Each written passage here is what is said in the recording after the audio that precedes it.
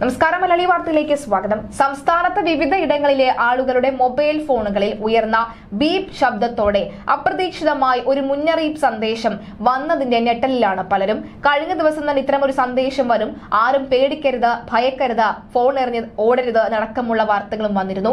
അതുകൊണ്ട് തന്നെ അല്പസമയം മുൻപ് ഒരു 11:30 കൂടിയാണ് മൊബൈൽ ഫോണുകളിൽ അലേർട്ട് വരുന്നത്.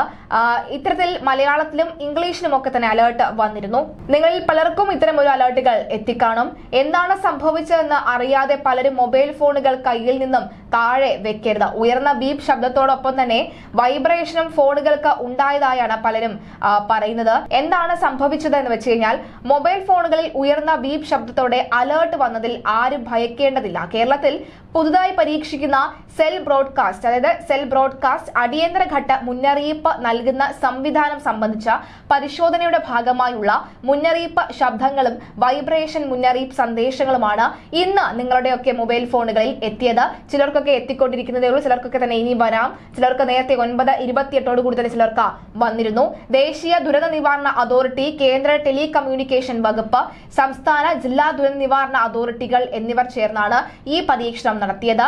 രാജ്യത്തിന്റെ മറ്റ് പല ഭാഗങ്ങളിൽ നേരത്തെ തന്നെ സെൽ ബ്രോഡ്കാസ്റ്റ് സന്ദേശം കേന്ദ്ര സർക്കാർ പരീക്ഷിച്ചിരുന്നു. കഴിഞ്ഞ മാസം രാജ്യത്ത് പല സ്ഥലങ്ങളിൽ സ്മാർട്ട് ഫോണിലേക്ക് ഉയർന്ന ബീപ് ശബ്ദത്തോടെ ഒരു എമർജൻസി മെസ്സേജ് ലഭിച്ചപ്പോൾ പലരും ഞെട്ടിയിരുന്നു.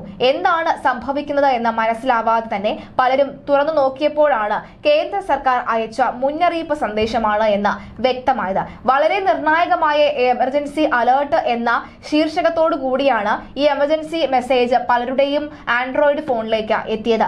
സമാനമായി കേരളത്തിലെ മൊബൈൽ ഫോണുകളിൽ എത്തിയ അലേർട്ട് മെസ്സേജിനൊപ്പം തന്നെ ഉയർന്ന ബീപ് ശബ്ദവും വൈബ്രേഷനും ശബ്ദ സന്ദേശവും ഇംഗ്ലീഷിലും മലയാളത്തിലുമുള്ള എഴുത്തും ഉണ്ടായിരുന്നു. എന്തായാലും ഇനി അതത്തരത്തിൽ എന്തെങ്കിലും തരത്തിലുള്ള എമർജൻസി സിറ്റുവേഷൻസ് വരികയാണെങ്കിൽ ഇത്തരം മൊബൈൽ ഫോണിലേക്ക്, ഇത്തരത്തിൽ നമ്മുടെ മൊബൈൽ ഫോണിലേക്ക് അടിയന്തര സന്ദേശം വരും. അതുമായി ബന്ധപ്പെട്ടുള്ള ഒരു മുന്നറിയിപ്പായിരുന്നു ഇന്ന് നമ്മുടെ ഫോണുകളിൽ ലഭിച്ചിരുന്നത്.